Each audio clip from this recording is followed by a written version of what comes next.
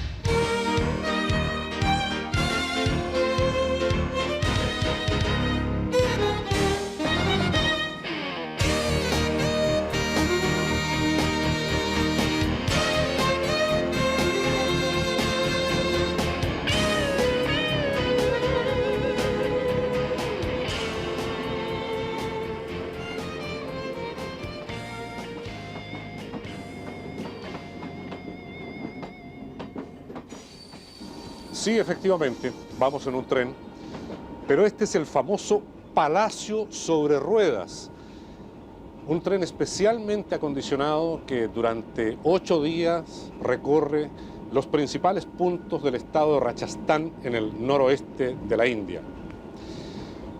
Vamos a hacer este viaje con usted. Naturalmente, de paso, trataremos de indagar en algunos aspectos de la cultura, de las costumbres de esta nación, y comenzaremos desde luego por mostrarle el tren y luego por nuestro primer día de viaje, que es la ciudad de Jaipur, la ciudad rosada con sus palacios y su enorme fuerte que la custodia, al cual se accede por elefante. En este Palacio sobre Ruedas, el único tren exclusivamente turístico que existe en el mundo, haremos un viaje hacia la opulencia de un pasado plagado de excéntricas costumbres y conoceremos su música, ritos sagrados de esa cultura milenaria, sus paisajes, su gente y sus calles.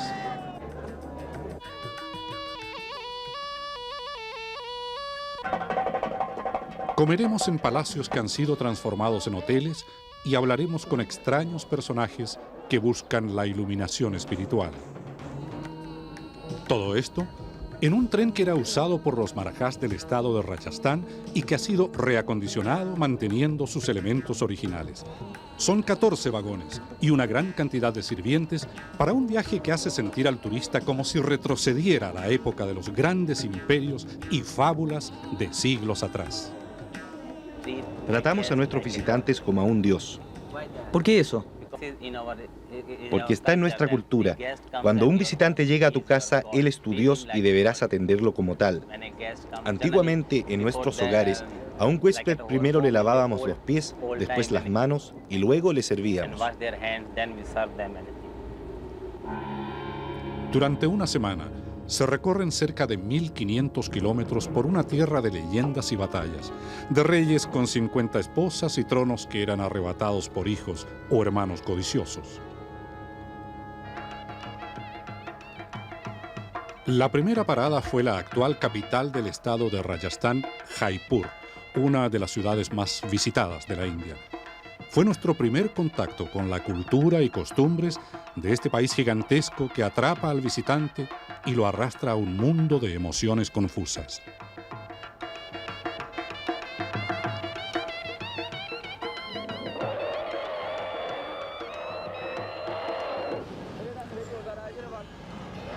No es necesario ir a lugares determinados ni visitar barrios escondidos para sentir la energía y la potencia de la India. Basta con salir a la calle y mirar para sentir el primer impacto, ese choque inevitable entre Oriente y Occidente. Gente que se apretuja y refriega en un asfixiante caos ruidoso y mareador, pero misteriosamente armónico. Miles, cientos de miles de personas que se agolpan de sopetón en una sola masa viviente y compacta, que al mirarla resulta difícil olvidar que cada una de ellas es un alma. Un lugar donde la moneda muestra sus dos caras al mismo tiempo y donde el límite entre lo público y lo privado desaparece por completo. La calle es un espacio vivo, sabroso y lleno de magnetismo. Todo es nuevo y diferente, a cada paso una sorpresa o un nuevo personaje. En la calle funcionan las oficinas públicas y las consultorías legales. Al mismo tiempo, la policía intenta controlar el caos. En la calle la gente se alimenta con una comida tan sazonada que llega a quemar la boca. En la calle, las personas escupen y eructan con ruido, hacen sus necesidades o simplemente se sientan a conversar. En la calle, los niños le rezan a los dioses antes de entrar a clases, mientras que los transeúntes caminan impertérritos, haciéndole el quite a los deformes o a los enfermos. La calle no es pudorosa y es que los indios tampoco lo son. Más bien son espontáneos, viven y dejan vivir. Costumbres diferentes, maneras que sorprenden y también emocionan. Así es la calle de la India, el primer impacto inevitable. Un mundo diverso donde todo ocurre al mismo tiempo. Un imán poderoso e irresistible que hace tambalear hasta el más duro de los racionalistas de Occidente. India, un subcontinente de sensaciones donde lo simple limita con lo majestuoso y donde un precario presente cohabita con la belleza impactante de fuertes que recuerdan un pasado glorioso, cargado de guerras, conquistas y cuentos de batallas interminables. El ascenso al fuerte Amber que custodia la ciudad de Jaipur se hace en elefantes, porque fue construido estratégicamente sobre un cerro en el siglo XVI para defenderse de la gran invasión de los mongoles. Para muchos, esta era una primera experiencia en este tipo de transporte.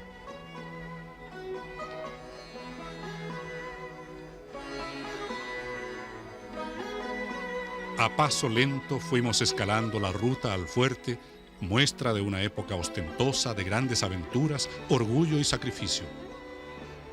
Se dice que un marajá tenía 3 esposas oficiales y por lo menos 40 concubinas a las que debía mantener. En esta residencia real existían dependencias de verano especialmente enfriadas mediante sofisticados sistemas de refrigeración por agua. Hoy la habitan solo los monos.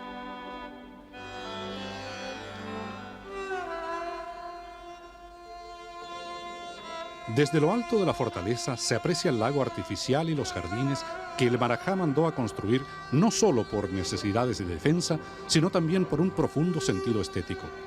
Que los monarcas de Jaipur no solo fueron guerreros, lo demuestra este observatorio astronómico, donde sorprende un enorme reloj solar que da la hora hasta el día de hoy con un margen de error de solo 2 minutos. Pero la atracción principal y símbolo de Jaipur es el Palacio de los Vientos, una curiosidad arquitectónica de 5 pisos de altura y más de 500 pequeños nichos y ventanas, construido para que las esposas y concubinas del marajá pudieran presenciar los festivales que se realizan en la calle sin ser vistas por nadie. Custodiada por 7 grandes puertas, Jaipur fue la primera ciudad planificada que existió en la India. Se le llama la ciudad rosada, ya que por ley todas sus casas deben estar pintadas de un color terracota. Pero Jaipur no solo sorprende por su pasado majestuoso. En sus calles se hace obvia también otra realidad. A pesar de no estar incluido en el tour del Palacio sobre Ruedas, los turistas no pueden cerrar los ojos a lo que los rodea. La riqueza y la miseria que conviven compartiendo casi el mismo espacio. Paso a paso, la realidad se abalanza mostrando todas sus facetas, dejando en evidencia el sello que caracteriza al tercer mundo. Mujeres cargadas con chiquillos piden monedas en un tono quejumbroso. En ciudades pequeñas como Jaipur, donde la población es un poco más que 1 millón de habitantes, alrededor del 15% vive en la extrema pobreza. Personas que han dejado el campo y que buscan una salida o un futuro en las veredas. Ahí viven, ahí duermen y también se procrean.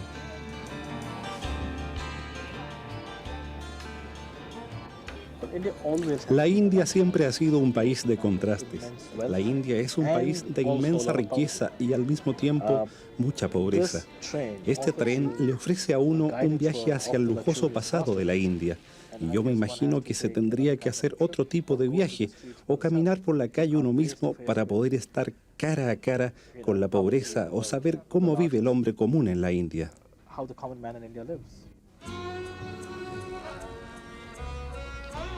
Madan recorre unos 60 kilómetros diarios por las calles de la ciudad.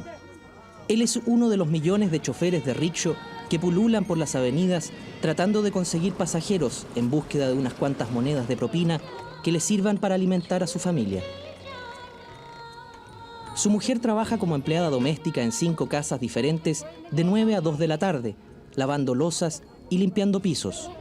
Su sueldo mensual son 350 rupias, el equivalente a 4.000 pesos chilenos.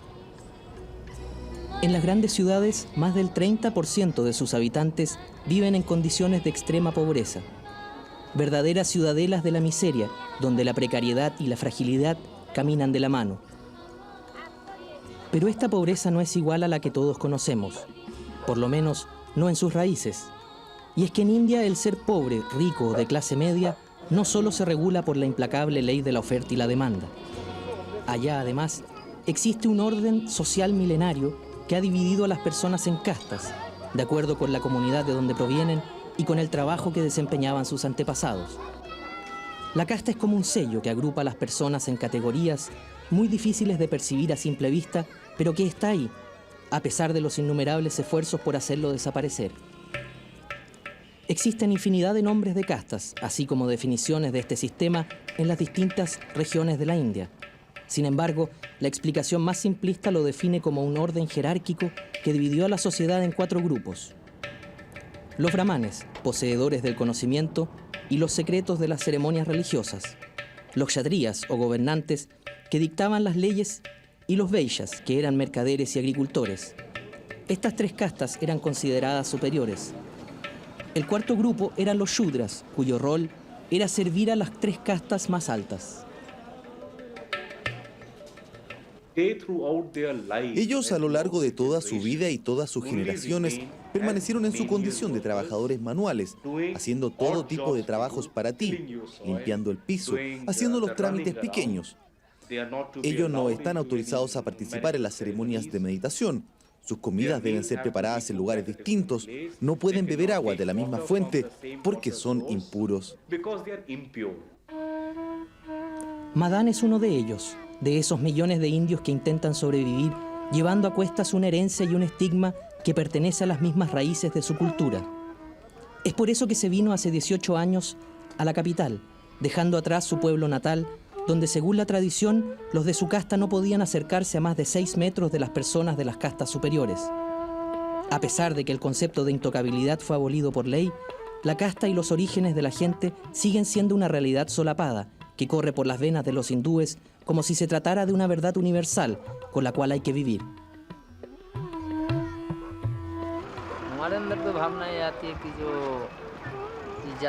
Yo siento que los que nacieron en esta casta son de ella. No la podemos cambiar. A veces otras personas dicen, miren esos, o ahí van, y me siento incómodo y muy mal. Pero la casta es la casta, no la puedo cambiar.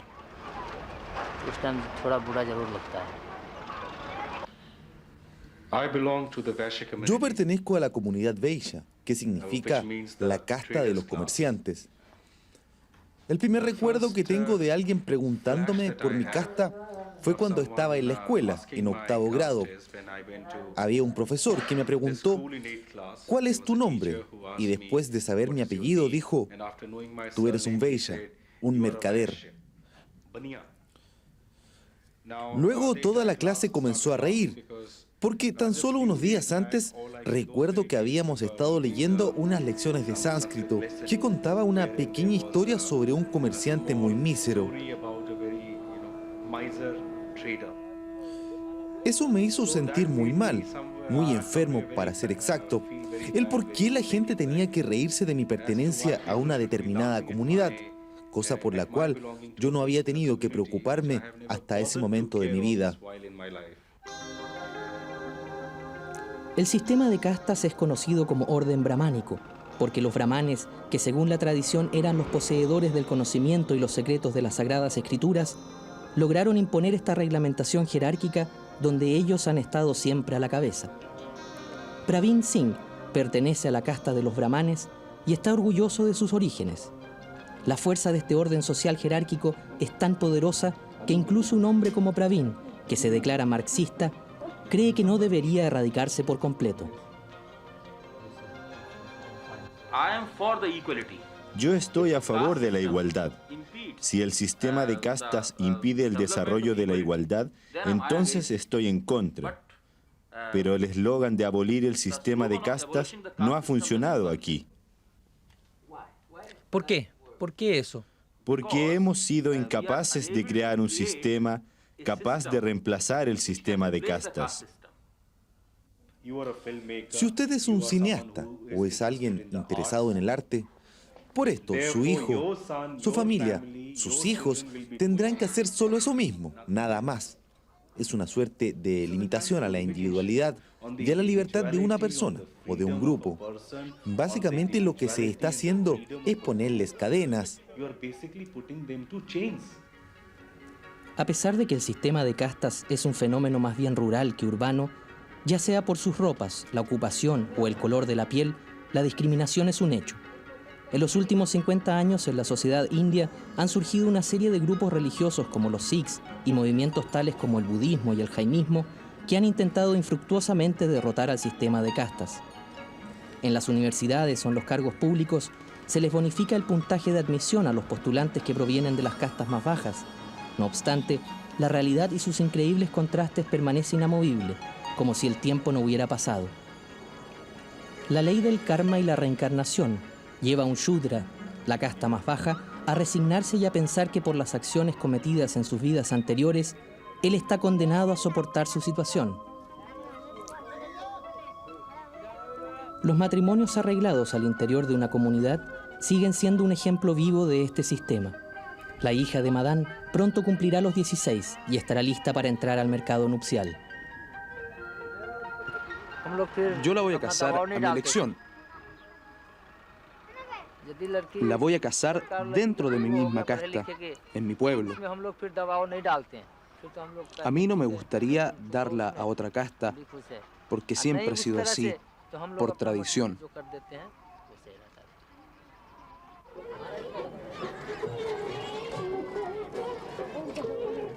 No sé si mi condición actual se debe a mi karma o a la voluntad divina. Siento que los demás tienen mucho y nosotros nada.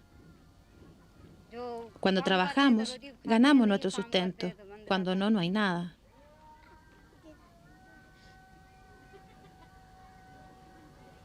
El ser humano lo acepta como algo inevitable. ¿Por qué está pasando esto conmigo y no con los demás? ¿Qué estará escrito en mi destino? ¿La muerte o la vida?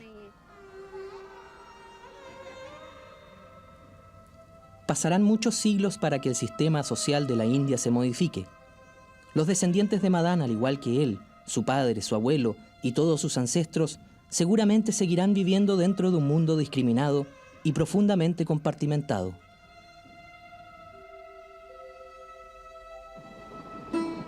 Nuestro viaje por la India continuaba. Habíamos llegado a un lugar llamado Chittorgarh, tierra de guerreros, donde durante 8 siglos había gobernado la dinastía Sisodias. Sorprende que haya permanecido intacta con todas sus esculturas y figuras delicadas, a pesar de tantas batallas, la Torre de la Victoria, construida como un tributo a la tolerancia.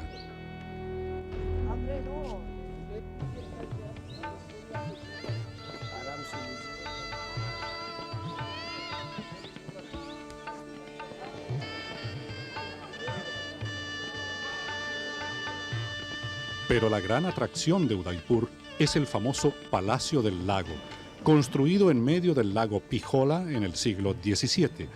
La historia dice que el príncipe pidió permiso a su padre para usar uno de los salones más importantes del antiguo palacio para hacer una fiesta con sus amigos.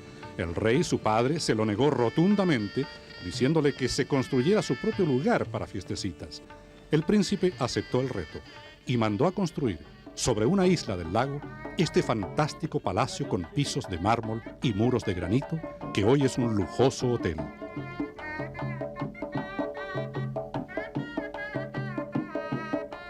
No creo que haya sido el mejor restaurante en que he comido en mi vida, el del Palacio del Lago. Pero sí es una de las ubicaciones más espectaculares y más lujosas de que tenga memoria. Vamos a ir a nuestra pausa para volver, siempre dentro del viaje, visitando una de las reservas naturales de la India, principalmente en lo que se refiere a animales. No le garantiza, claro, a uno el tour que va a ver los animales que desea. Y una visita a la ciudad más cercana, ciudad importante, más cercana a la frontera con Pakistán, en el oeste de la India, un lugar exótico y donde entre varias cosas le va a llamar la atención la belleza de las mujeres. Tal vez no estén sofisticadamente arregladas para el gusto occidental, pero si usted se fija en las imágenes, va a estar de acuerdo con nosotros. Después de nuestra pausa.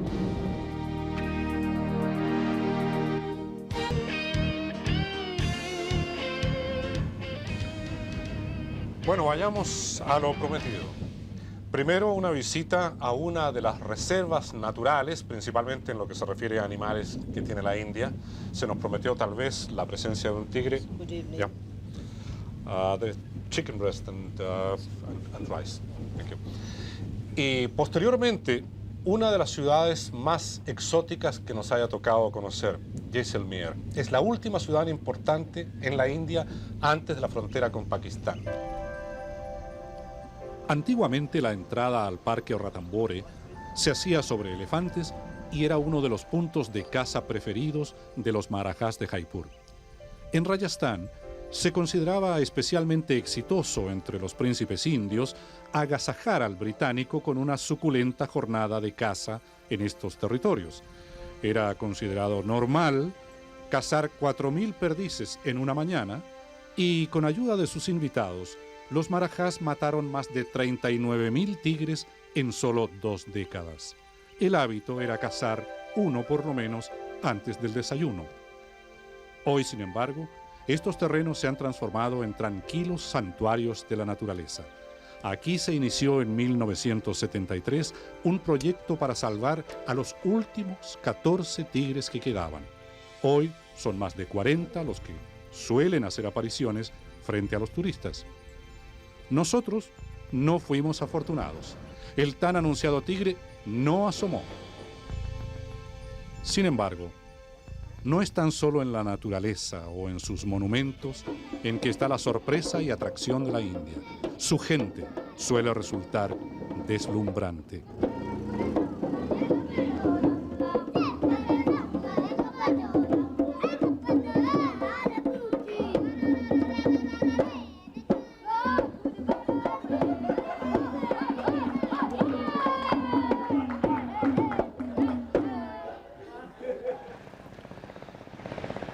La vestimenta que nosotros asociamos con el pueblo indio no es algo que aparezca para determinadas ceremonias o para espectáculos folclóricos. En el caso de la mujer, por ejemplo, que ha ofrecido una fuerte resistencia a las modas occidentales que imperan en el mundo entero actualmente, el atuendo que le conocemos, por inadecuado que parezca para algunas tareas, es el que la acompaña en este papel tan importante que tiene en la sociedad india. Es sensual la mujer india.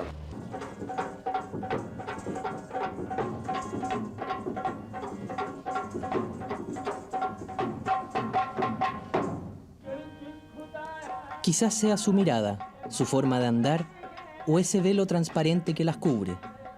Pero hay algo muy misterioso en las mujeres de la India que a un occidental le gatillan todo tipo de emociones y fantasías. ¿Cuál será el secreto tras esos ojos que se clavan en uno y lo hacen sentir como si les estuvieran leyendo el alma? Tú tú no ves mucho de una mujer. La cabeza está cubierta, especialmente en el norte de la India. No es así en el sur. Allá las culturas son diferentes. Pero cuando se trata de mirar, difícilmente podrás ver algo. En cambio, lo que sí se ve mayormente son los ojos. Pero además de bella, la mujer india ha sido por tradición valiente y decidida, capaz de arrojarse a las llamas de la pira funeraria de su esposo cuando éste muere, como un símbolo del deber y devoción hacia su marido. Esta práctica llamada sati fue abolida por ley. Sin embargo, aún hoy en día se registran casos de este increíble acto de sumisión. Recientemente, en un pueblo de Rajasthan, una mujer había estado casada por un corto tiempo. No recuerdo bien en este momento por cuántos meses, puede que incluso haya sido un mes. Y cuando el marido murió a causa de una enfermedad, ella se transformó en sati, se quemó en la pira de su marido. El caso aún sigue vigente en las cortes y se dice que la mujer no recibió la protección que debió haber tenido. A pesar de que la situación actual de la mujer ha ido cambiando, sobre todo en las ciudades donde ha ido ganando espacios, el rol de la mujer ha sido como el de una ciudadana de segunda categoría, un ser con todas las responsabilidades, pero con escasos derechos. En el campo, donde vive cerca del 80% de la población, ella es la encargada de satisfacer todas las necesidades elementales. Deberá acarrear el agua, la leña y conseguir el alimento.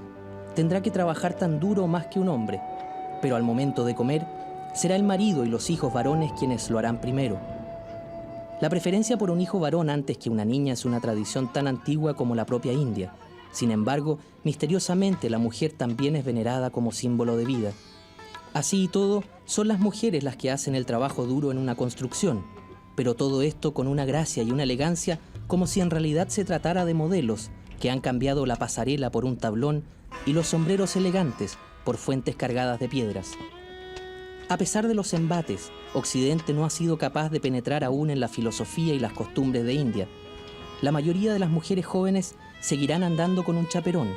Los matrimonios seguirán siendo arreglados y, como manda la tradición, tanto los hombres como las mujeres deberán llegar vírgenes al altar.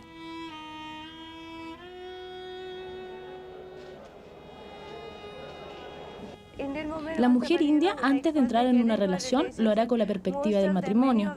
Así es que cuando tengan alrededor de 18 o 19 años, la mayoría de las mujeres pensarán: bueno, ya tengo a este hombre, ahora me voy a casar con él, porque sentirá que ya que está con ese hombre, tendrá que establecerse con él. Tener sexo antes del matrimonio no es aceptado.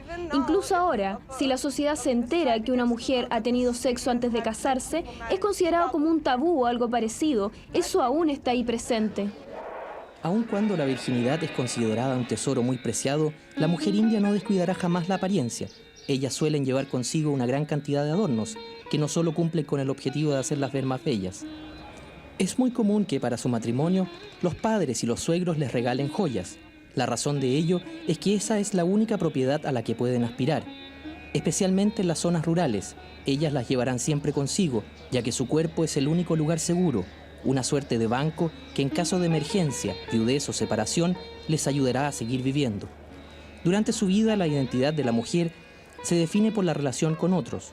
Cuando niña, es la hija de sus padres, luego la esposa de su marido y nuera de sus suegros, finalmente la madre de sus hijos. Nuestras mujeres son como las diosas. Si lo aman a uno, él es el objeto de su amor incondicional. Aquí no hay tantos divorcios. Ahora, últimamente, el número de divorcios ha ido creciendo gradualmente, pero antes prácticamente no existía. Aun cuando el marido la abandonara, la mujer seguía haciéndole culto toda su vida, tratándolo como un dios. En otros países no es así. Por eso le otorgamos un lugar tan importante a las mujeres, porque son tan buenas. Una de las formas en que la mujer india demuestra su sensualidad es en este baile que simboliza los coqueteos entre Radha, la mujer del dios Krishna, y su esposo. Tal vez ahí se encuentre el misterio, pero hay algo en sus movimientos, o quizás en su aparente silencio, que han hecho creer al mundo que debajo de estos vestidos de colores se encuentra la mujer perfecta, sumisa y fiel, una máquina del placer experta en las artes del Kama Sutra, un ser capaz de llenar todas las necesidades del hombre. Si tienes un cuerpo totalmente desnudo, nunca será tan atractivo como lo es cuando está medio cubierto. Eso es probablemente, y tal vez esa sea la razón. No estoy segura si estoy en lo cierto o no, pero quizás sea por eso que ustedes encuentran aquí más sensualidad en ese aspecto de lo que encuentran en otro lugar. A ojos de un occidental, la mujer india seguirá siendo un misterio fascinante. Algo que por el momento, y tal vez producto de la ignorancia o las barreras culturales, hemos disfrazado con el nombre de sensualidad.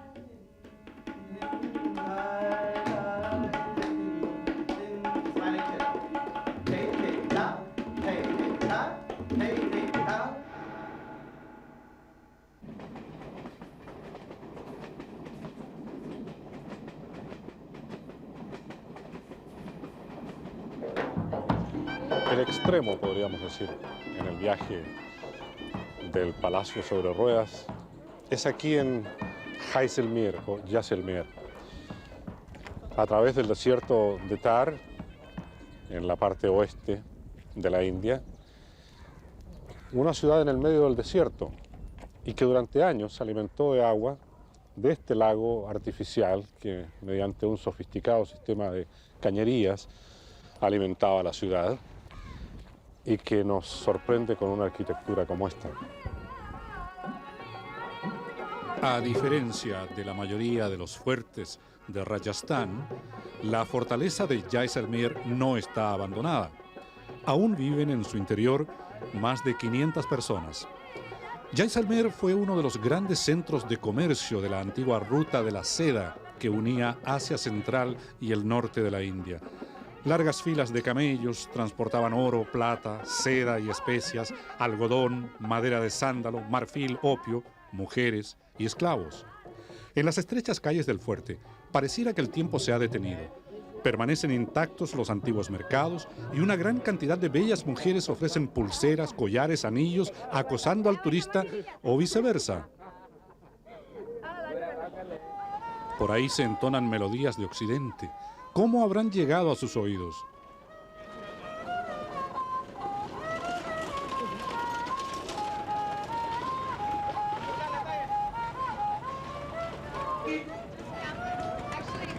Otro de los atractivos de Jaisalmer son las havelis, mansiones de varios pisos para evitar el calor del día y capturar la brisa de la tarde. Los balcones son de un solo trozo de piedra tallado a mano.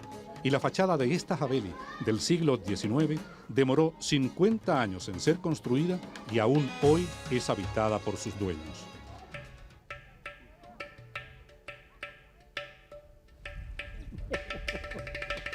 Hagamos una pausa aquí en el desierto de Thar para luego volver con uno de los aspectos que más atrae a los occidentales respecto de la India, la búsqueda de la espiritualidad. Hasta los Beatles, recordará usted, llegaron a estas tierras buscando una respuesta o un camino. Conoceremos santones que rezan para salvar al mundo y observaremos lugares sagrados y ritos. Después de la pausa.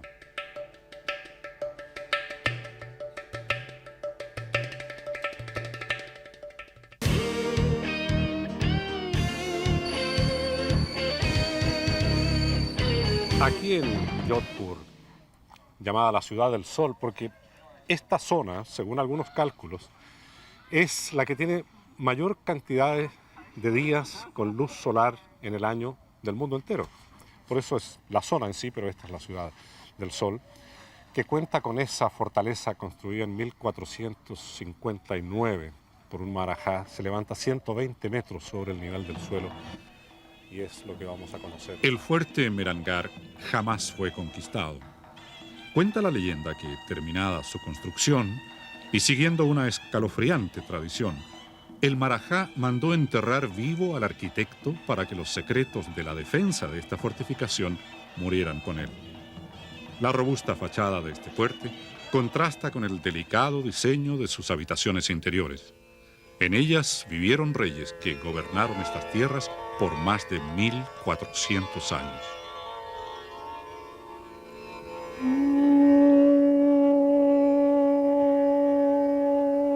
Muy cerca del fuerte de Jodhpur se encuentra esta bella construcción de mármol que jamás fue habitada por nadie, porque es una tumba, un cenotafio, mandado a hacer por la viuda de un marajá en el siglo XIX, para que el alma de su marido tuviera un lugar donde regresar en caso de extraviarse. Este es un símbolo del tipo de espiritualidad propio de la India hasta el día de hoy. La espiritualidad es la primera idea que se nos viene a la cabeza cuando mencionamos la India. La imagen de gente sentada meditando con sus rostros impertérritos, como enajenados en un mundo de búsqueda, intentando encontrar la herramienta que les permitirá llegar a un estado elevado, superior, donde la luz se hace presente y parte de uno mismo. Aquí en la sede mundial de los Brahma Kumaris encontramos a Santiago Carey, un chileno que pertenece hace 16 años a esta organización. Este es su viaje número 11 a la India. Una vez al año, Santiago deja su trabajo y obligaciones y se viene hasta este lugar a meditar. Es un sistema de conocimiento que te permite a ti entender cómo establecer una relación con Dios para poder superar las debilidades que uno tiene, cómo obtener esa fuerza, esa energía, ese poder para refortalecer el alma en uno, poder absorber las virtudes divinas, las cualidades divinas y poder retornar a un estado ya espiritual más completo. Los Brahma Kumaris visten siempre de blanco como un símbolo de pureza. También mantienen el celibato, ya que a su juicio la energía que se ahorra al prescindir de las relaciones sexuales es vital para la fuerza del alma. Creen en la reencarnación, es decir, que las almas que habitan el cuerpo de las personas volverán a nacer en otros seres vivos, en un largo camino hacia la perfección. Son fieles devotos de la ley del karma, es decir, que nuestras acciones tienen una consecuencia, ya sea durante esta vida o las otras. Por eso mantienen una estricta dieta vegetariana, ya que no pueden provocarle un sufrimiento al alma de otro ser para su beneficio. Mientras cocinan, están meditando y pensando en Dios, para irradiar las comidas con vibraciones positivas.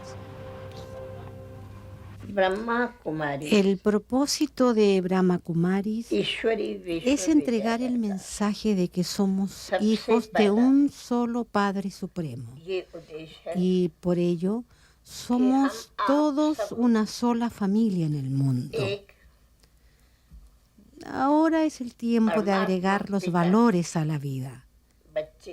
Cuando tengamos valores, las penas y sufrimientos se acabarán, porque todos quieren paz y esto es posible con la incorporación de los valores a la vida. Yo de la vida no espero nada, al contrario, es qué es lo que yo puedo ofrecer a la vida. ¿Qué quieres ofrecerle a la vida? Yo lo que le quiero ofrecer a la vida es lo mejor que yo puedo desarrollar en mí en cuanto a cualidades, virtudes, ser un ejemplo para los demás, para que ellos puedan ver que es posible transformarse, que es posible que el mundo sea mejor.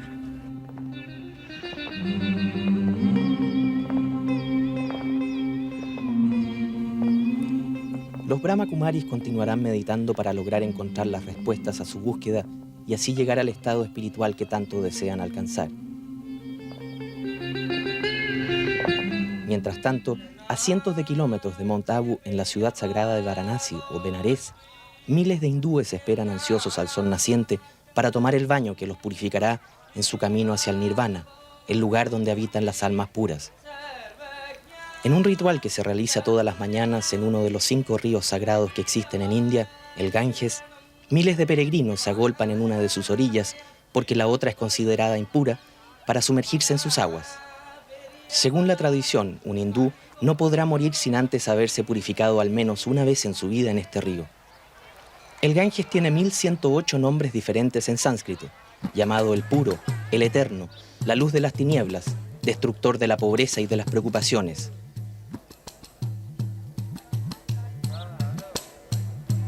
El baño simboliza una ofrenda a los elementos básicos del universo. Según los hindúes, el fuego representado por el sol y el agua son los generadores de la vida.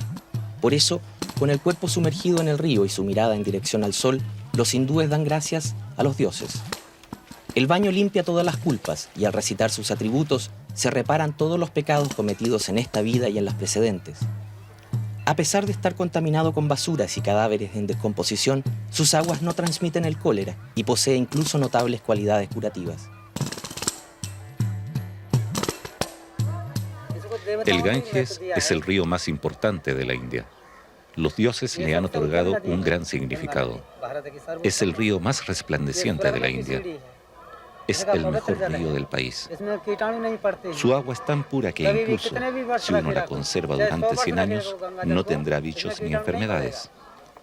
Viene de las montañas, de los Himalayas, y eso hace que su agua sea tan pura.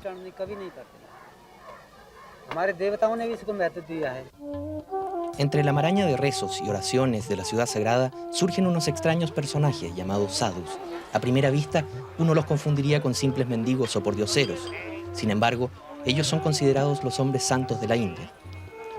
Ascetas que han abandonado el mundo material para retirarse a la meditación, a vivir en un estado de contemplación y a rogar por nuestra felicidad. Me convertí en sadhu para encontrar la salvación y hacer penitencia para que el mundo mejore, que todos los ciudadanos del mundo vivan en paz y alegría. Yo no tengo deseos, ningún sadhu pide para sí mismo, que todo el mundo esté en paz. Ese es el deseo del sadhu, él reza por ellos. Los sadhus son los guardianes del hinduismo frente a la invasión de otras religiones. Existen millones de ellos y, por supuesto, no todos son verdaderos. Según la tradición, un hindú debería pasar por distintas etapas en su vida. Cuando joven, deberá comenzar su aprendizaje espiritual como discípulo de algún gurú y mantener el celibato. Después se casará, tendrá hijos y cumplirá su rol de proveedor. Finalmente, renunciará al mundo y comenzará un largo peregrinaje por los lugares sagrados de la India para seguir perfeccionando su nivel espiritual, hasta que su alma deje el cuerpo para volver a nacer. Muchos se convierten en sadhus después de haber hecho este camino. Sin embargo, otros entran desde jóvenes a los templos donde se inician en la vida del ascetismo. Los sadhus usan el pelo largo, cubren su cuerpo con cenizas y se pintan. Fuman hierbas, practican el celibato, algunas formas de yoga y mortificaciones físicas para trascender el plano material. No tienen dinero ni ropas. La suerte y la gente les provee el abrigo y el alimento. Según nuestros textos, la única forma de romper el ciclo interminable de muerte y reencarnación es a través del sacrificio.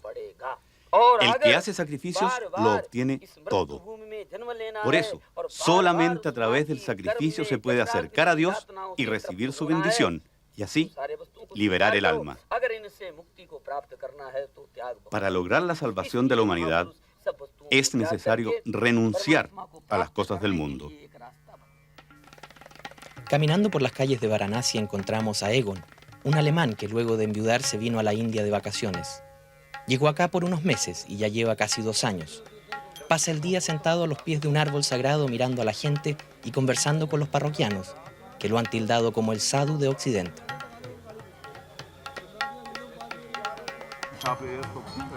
El domingo pasado celebré mi cumpleaños número 48. Por lo tanto, me tomó 47 años aprender la vida solo en la teoría, pero no en la práctica. Aquí estoy aprendiendo a vivir. La India es una escuela para mí y ellos son todos mis profesores, los indios, con los cuales me relaciono. A primera vista, Egon pareciera ser uno de los miles de charlatanes que polulan por el mundo, pero basta sentarse unos minutos con él para darse cuenta que es un hombre fascinante, un verdadero libre pensador, sabio y agudo. Que vivimos ahora, no ayer, ni tampoco mañana. Ser tolerantes y sobre todo no tragarse todo para sí mismo. Vivir y mostrar que uno está vivo, sacarlo de uno hacia afuera. Mira a esta gente y te vas a dar cuenta a lo que me refiero. Sacar la alegría y también gritar la rabia, pero a pesar de eso, ser tolerantes. Egon llegó con 4 maletas, pero las fue regalando hasta quedarse con lo puesto y con su único tesoro, los libros. Vive en un departamento pequeño y se dedica a enseñarle idiomas a los choferes de bicicleta para que puedan sacarle más plata a los turistas. Dice que no cree en el altruismo y no se siente un profeta ni mucho menos dueño de la verdad. Yo no creo mucho en los gurús, porque finalmente la de él es también solo una opinión. Como te dije, el gurú interno es el que a la larga decide mejor, pero para eso primero tienes que liberarlo, y nosotros lo contenemos, y nos amarramos por las obligaciones que, y a mí también me pasa, nos coartan y nos hacen posponer escucharlo, porque de lo contrario tendríamos mucho en qué pensar.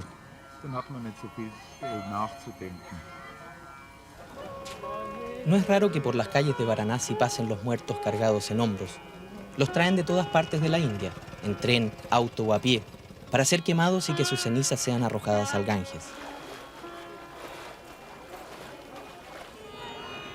Resulta casi imposible de entender que para los hindúes este sea el río más sagrado del planeta y que con solo invocar su nombre, aunque uno se encuentre a 100 leguas de distancia, logre expiar los pecados que cometió hasta 3 existencias anteriores.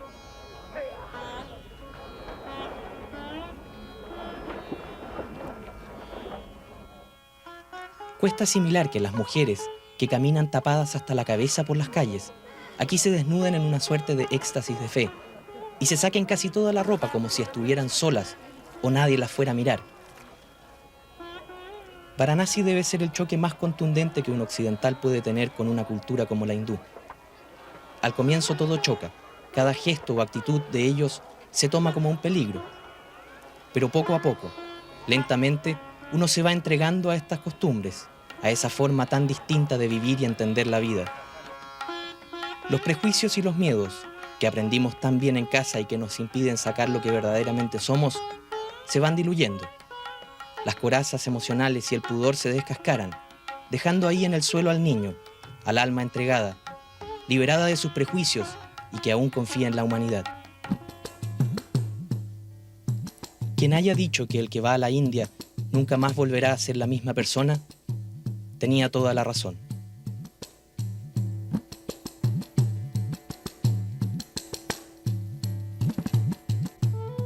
El Taj Mahal, pronunciado aquí Taj Mahal, y que significa literalmente Palacio de la Corona, aunque este no es un palacio. Es una tumba construida por el rey para su esposa favorita, que la acompañara durante 19 años y que murió prematuramente, ciertamente para el amor que se profesaban.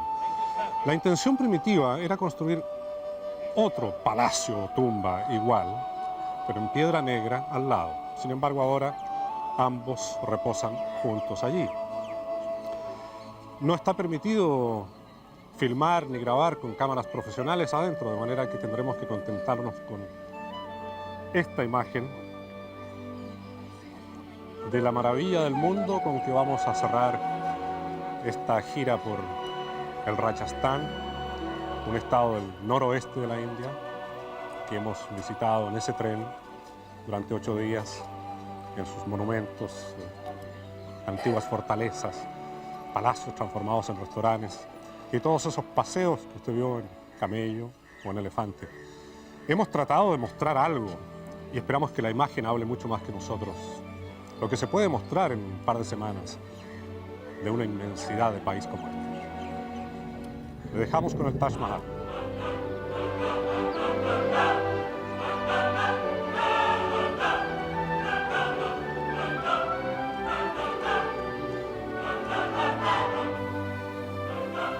Vamos entonces a nuestra última pausa.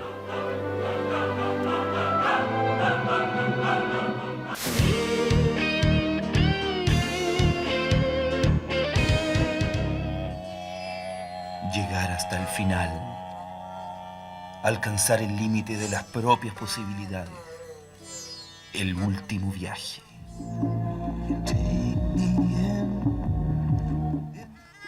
Mi experiencia en Santiago me había impulsado a un viaje interior. Es cierto que yo había buscado trabajo, pero por sobre todo me había buscado a mí mismo. Y claro, era el viaje último. El sueño de Santiago había terminado abruptamente. Y la verdad es que después de todo el balance no era tan negativo. En mi aventura santiaguina, en primer lugar, yo había alcanzado el sueño de Homero, ser todos los hombres. Y nadie me vino a despedir, porque yo era un tipo solo. El siguiente seguro. ¡Diablo! ¿Cómo has estado, Diablo? Qué bueno que te acordaste de mí ahora que me voy a San Fernando. ¿Y por qué te vas, Carlito? Porque me fue muy mal. Es que te faltó un poco de picardía, claro que sí. Pero si yo hice mucho porque me fuera bien y para que le fuera bien a la gente. Que quiero ayudarlo. No me ayude nada, por favor, ¿ya? Y vaya. Ay, pero ¿por qué no? Si no hay ningún problema. Gracias, no. De ninguna manera. Si eso es lo que te pasa. Oh, Carlito, ¡el ciego! Te encuentro, por suerte te encuentro. Ciego amigo, vine a decirte que tienes que aprender a ver. Mirar no es lo mismo que ver, Carlito. La muerte se acordó de mí. Ojalá me dé otro tiempito. No te vayas. Usted me da nervio. Mira, Carlos, lo único que no te perdono es que me hayas hecho aparecer en un único y miserable programa de televisión. Y por 1 minuto y medio, bésame. Sí, Carlitos, robaste cámara como enfermo. Sí. Roba cámara. ¿Yo un roba cámara? Hubo una sola cosa que no pudiste hacer, maldito cornejo, desgraciado, infame. A ver, ¿qué fue lo que no pude hacer? Encontrar a la mujer de tu vida. Carlitos. ¿Qué fue eso? Carlitos. Sí. ¿A dónde vamos, Carlitos? ¿A la India? ¿A México? ¿Jamaica? ¿Miami? ¿Roma? ¡San Fernando!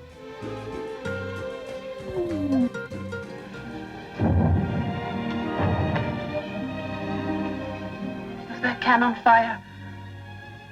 Or is it my heart pounding?